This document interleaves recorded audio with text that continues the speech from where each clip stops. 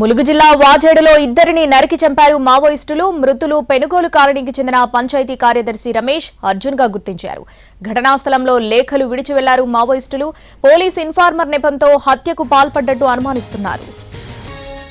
ములుగు జిల్లా వాజేడులో ఇద్దరిని నరికి చంపారు మావోయిస్టులు. మృతులు పెనుగోలు కాలనీకి చెందిన పంచాయతీ కార్యదర్శి రమేష్, అర్జున్ గా గుర్తించారు. ఘటనా స్థలంలో లేఖలు విడిచి వెళ్లారు మావోయిస్టులు.